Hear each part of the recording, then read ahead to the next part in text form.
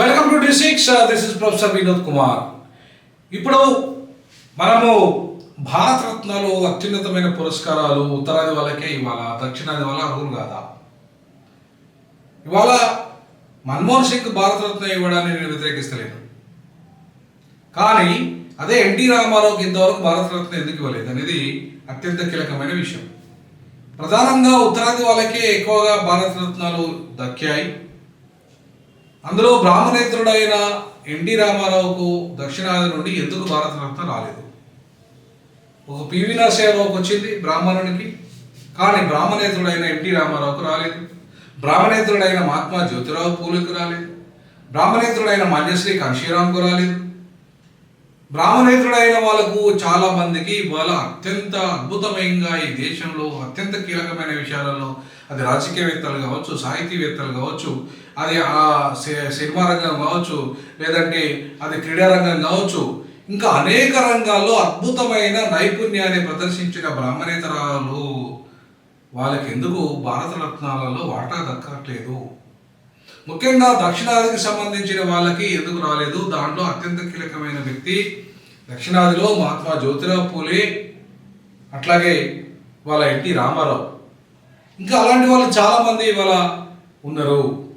వాళ్ళందరికీ భారతరత్న ఎందుకు రాలేదు? వాళ్ళ ముఖ్యంగా ఎన్టీఆర్ విషయానికి వస్తే భారతరత్నగా ఎన్టీ రామారావు అర్హుడు కాదా? వాళ్ళ మన్మోహన్ సింగ్ ఒక ఆర్థికవేత్త, ఒక పంజాబీ, కాంగ్రెస్లో సైలెంట్గా ఉన్నాడు, సైలెంట్గా ఏదో తన పని తాను చేసుకుంటూ పోయాడు. సోనియా గాంధీ పేరుకు మాత్రము సోనియా గాంధీ ప్రధానమంత్రి కాదు, కానీ ఆమె ప్రధానమంత్రిగా అన్ని నిర్ణయాలు తీసుకున్నట్టు లెక్క. ఆమె యూపీఏ చైర్పర్సన్ అన్నట్టే, కానీ ప్రధానమంత్రి ఒక రకంగా భారతదేశానికి ఆ 10 ఏళ్ళు. ఆమె నిర్ణయం శిరోధార్యము, వాళ్ళ కుటుంబ నిర్ణయం శిరోధార్యము. ఒక రకంగా ఒక puppet prime minister in the country అని మనము ఇవాళ మన్మోహన్ సింగ్ చెప్పుకోవచ్చు. సో మన్మోహన్ సింగ్ ఒక పపెట్ ప్రైమ్ మినిస్టర్కే భారతరత్న ఇవ్వాలని చెప్పేసి ఇవాళ మీరు నిర్ణయం తీసుకుంది తెలంగాణ అసెంబ్లీ. మరి ఎన్టీ రామారావుకు ఒక ఆంధ్రుడు, మొత్తం భారతదేశ రాజకీయాల్లో అత్యంత కీలకంగా ఇవాళ ఇందిరాగాంధీని ఎదిరించిన వాడు, ఇందిరాగాంధీని సవాలు చేసిన వాడు, ఈ దేశంలో మొదటిసారిగా వాళ్ళ మహిళలకు రిజర్వేషన్లు కల్పించిన చరిత్ర ఉంది. అంతేకాకుండా బీసీలకు హైయెస్ట్ రిజర్వేషన్లు ఇచ్చిన చరిత్ర ఉంది ఎన్టీ రామారావుకు. అంతేకాకుండా ఎన్టీ రామారావు మండల వ్యవస్థ ప్రారంభించి ఇవాళ బీసీ ఎస్సీ ఎస్టీలకు అనేక అవకాశాలు కల్పించిన చరిత్ర, సామాజిక న్యాయాన్ని పాటించిన చరిత్ర ఎన్టీ రామారావుది. ఎన్టీ రామారావు ఒక సినిమా రంగంలో అత్యధికంగా దాదే ఫాల్కే అవార్డుకు ఇవాళ ఆ స్థాయి అయినా కూడా ఆయనకు అవార్డు దక్కలేదు. సినిమా రంగంలో అవార్డ్స్, జాతీయ స్థాయి అవార్డ్స్ ఇవ్వలేదు, భారతరత్న ఇవ్వలేదు. అంటే ఎన్టీ రామారావు చేసిన తప్పేంది? ఎన్టీ రామారావు చేసిన తప్పు బడుగు బలహీన వర్గాలకు నాయకత్వం అప్పచెప్పడం. ఎన్టీ రామారావు చేసిన తప్పు ఇవాళ కింది కులాలకు న్యాయం చేయడం. ఎన్టీ రామారావు చేసిన తప్పు సినిమా కళారంగంలో ఇవాళ అత్యున్నత స్థాయికి చేరడం. సో కాబట్టి ఎన్టీ రామారావుకు భారతరత్న ఎందుకు ఇవ్వకూడదు? ఇవాళ ఎందుకు దానికి సంబంధించిన అసెంబ్లీ తీర్మానము చంద్రబాబు నాయుడు శిష్యుడు అయిన రేవంత్ రెడ్డి చేయట్లేదు? మరి స్వయాన ఎన్టీ రామారావుకు అల్లుడే ఇవాళ మళ్ళా ఆంధ్రప్రదేశ్కు ముఖ్యమంత్రిగా ఉన్నాడు రెండవసారి. గతంలో ఇవాళ ఉమ్మడి ఆంధ్రప్రదేశ్కు ముఖ్యమంత్రిగా పనిచేశాడు. మరి ఆయన ఎందుకు ఇవాళ యూపీఏ భాగస్వామ్యంలో అత్యంత కీలకంగా ఉన్న వ్యక్తిలో ఆయన ఉన్నాడు? ఆయన సరే ఎన్టీ రామారావుకు ఇవాళ ఎందుకు భారతరత్న ఇప్పించలేకపోతున్నాడు? అంటే భారతరత్న రావడం ఇవాళ చంద్రబాబుకే ఇష్టం లేదా ఎన్టీ రామారావుకు భారతరత్న రావడం? ఎందుకంటే ఎన్టీఆర్ వారసత్వంలో ఆయన భారతరత్న వస్తే ఇంకా ఆయన వారసులు ఎవరైతే ఇప్పుడు ఉన్నారో ఆ వారసులకు రేపు ఆ టీడీపీ నాయకత్వం పోతుందని భయమా చంద్రబాబు నాయుడు? ఇవాళ మీరు అత్యంత ఎన్డీఏ కూటమిలో అత్యంత కీలక భాగస్వామిగా ఉన్నారు. ఇవాళ మీ మీదే ఆధారపడి ఎన్డీఏ ప్రభుత్వం నడుస్తుంది. మరి అట్లాంటప్పుడు ఎన్టీ రామారావుకు భారతరత్న ఇవ్వాలని చెప్పేసి మీరు ఎందుకు గట్టిగా మాట్లాడడం లేదు? అంతేకాకుండా ఇవాళ ఎన్టీ రామారావు బిడ్డ కూడా ఇవాళ బీజేపీకి అక్కడ అధ్యక్షురాలుగా ఉంది. ఆమె అత్యంత కీలకంగా బీజేపీలో ఇవాళ నాయకురాలుగా ఉంది. మరి ఎందుకు ఆమె బీజేపీలో ఉండి కూడా తన సొంత తండ్రికి భారతరత్న ఇప్పించలేకపోతుంది? ఇవాళ అనేక సంస్కరణలు అయిన ఎవరు మన్మోహన్ సింగ్ తీసుకొచ్చాడు, దాంట్లో ఏమో డౌటే లేదు. ఆర్థిక సంస్కరణ తీసుకురాగలిగాడు, అనేక చట్టాలు తీసుకురాగలిగాడు.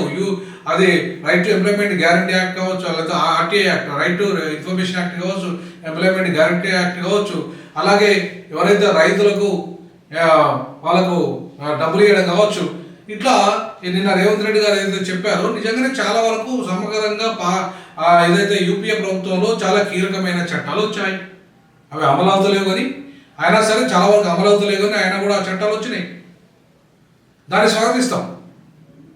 అట్లాగే ఆయన తీసుకొచ్చిన ఆర్థిక సరళీకరణలో కొంత సంపన్నులకు మరింత సంపన్నులకు ఉపయోగపడ్డది, కొంతమంది పేదలకు కూడా ఉపయోగపడ్డది, దాంట్లో కూడా డౌట్ ఏం లేదు. కానీ ఆ ఆర్థిక సరళీకరణ ఫలితంగా ఇవాళ సంపన్నులు మరింత సంపన్నులుగా ఈ దేశంలో ఎదగడానికి కారణము మన్మోహన్ సింగ్ ఆర్థిక విధానాలు.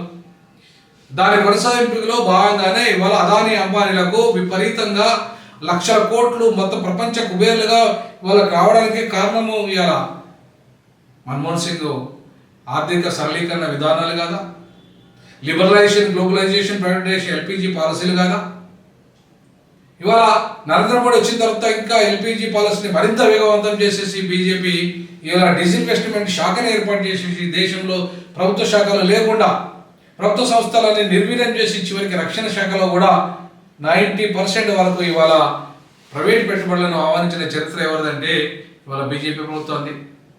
పరిశోధన రంగంలో ఇలా అనేక ప్రభుత్వ రంగాలన్నింటినీ కూడా ప్రైవేట్ పరం చేసేసి అక్కడ రిజర్వేషన్లు లేకుండా చేసేసి కింది కులాలకు భాగస్వామ్యం లేకుండా చేసి పేద వర్గాలకు అన్యాయం చేసిన చరిత్ర ఇవాళ ఎన్డీఏది, గతంలో యూపీఏది కాదా?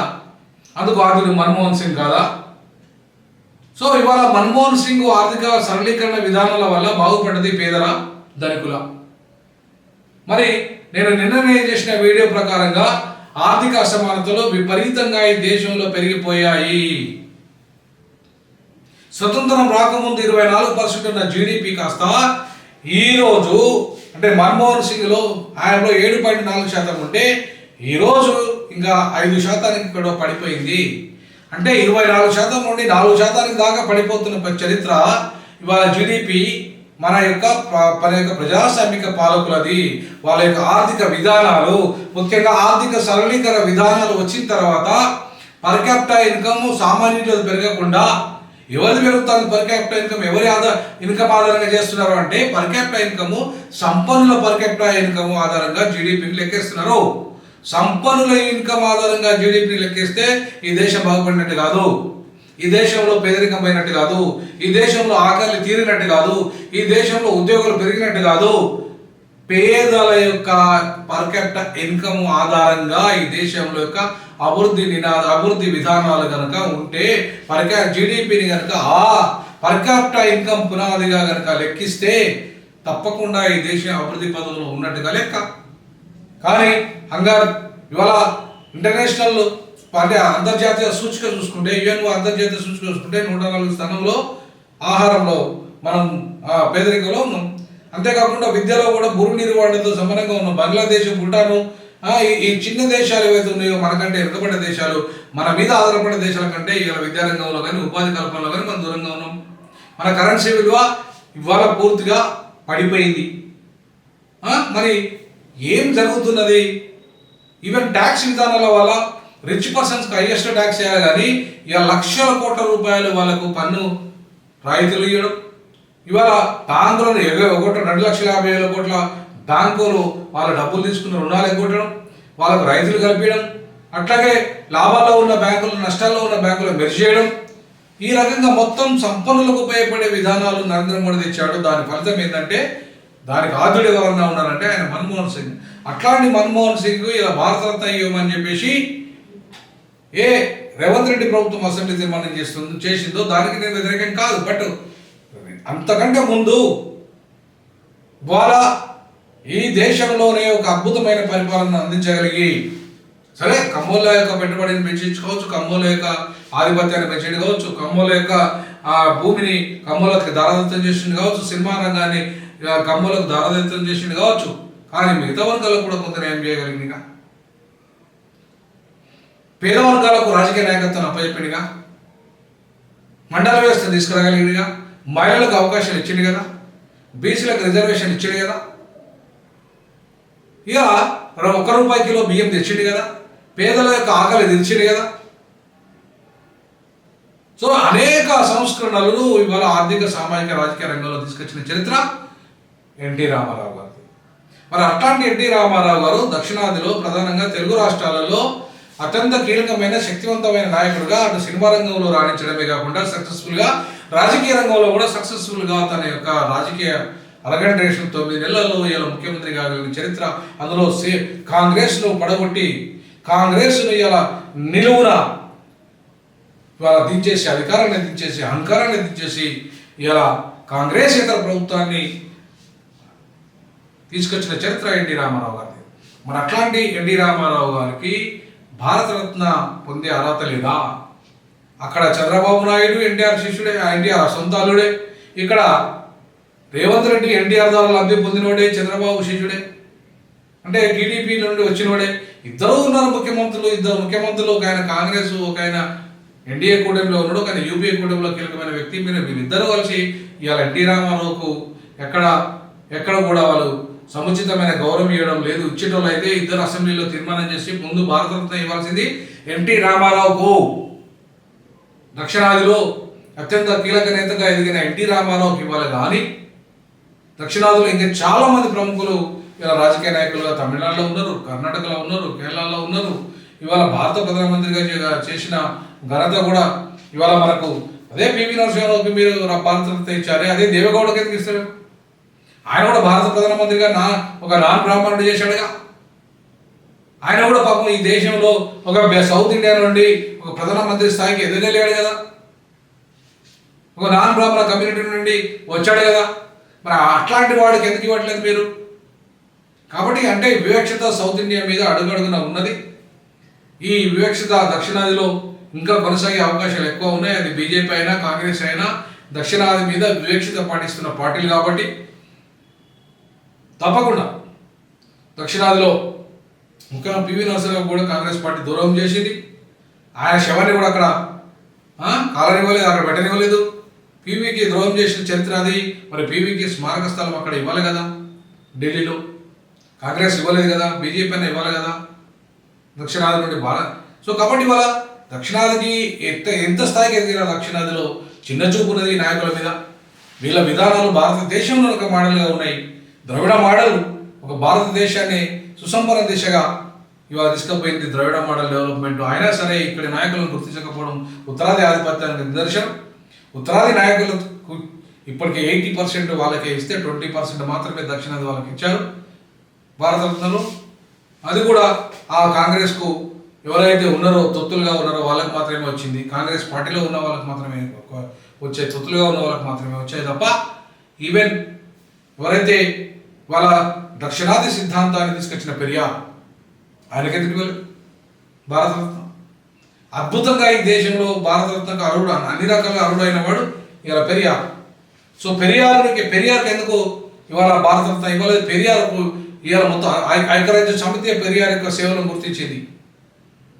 అందుకే ప్రపంచమే పెరియారు ఒక నాస్తికునిగా అట్లాగే ఒక సైంటిఫిక్ విధానాలను ఈ దేశంలో నవభారత నిర్మాణంలో అత్యంత కీలక భూమిక పోషించిన పెరియార్కి ఎందుకు ఇవ్వలేదు భారతరత్న?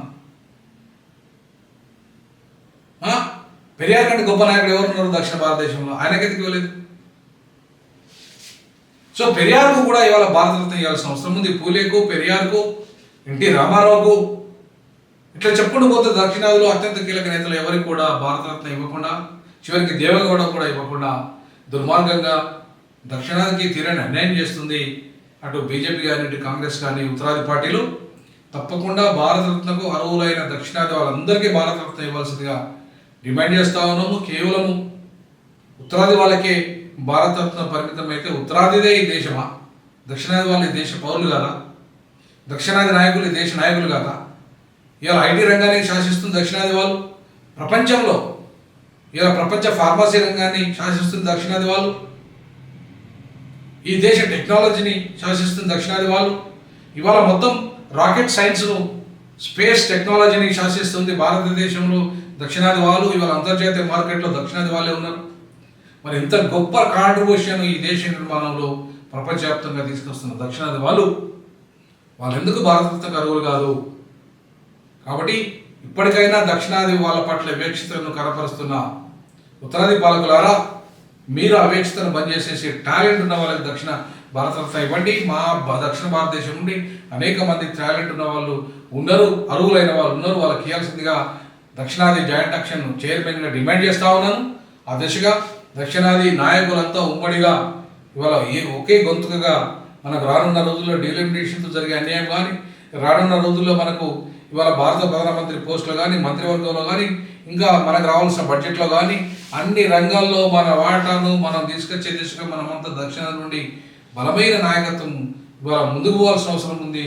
వాళ్ళకి సరి అయిన గుర్తింపు, సరి అయిన వాళ్ళు ఈ దేశ నిర్మాణంలో సేవ చేశారు కాబట్టి గుర్తింపు రావాల్సిన అవసరం ఉంది. అందులో కీలకమైన అత్యున్నతమైన భారత పురస్కారమైన భారతరత్న దక్షిణాది నాయకులకు ఇవ్వాల్సిన అవసరమని ఎంతైనా ఉందని తెలియజేస్తూ, ఇలా జై దక్షిణాది, జై భీమ్, జై పూలే, జై పెరియార్. మిత్రులారా, ఇది మన ఛానల్, దక్షిణాది ఛానల్. ప్రధానంగా మీరు ఆర్థిక సహకారం అందించండి, సబ్స్క్రైబ్ చేయండి, ఛానల్ను అట్లాగే లైక్ చేయండి, షేర్ చేయండి.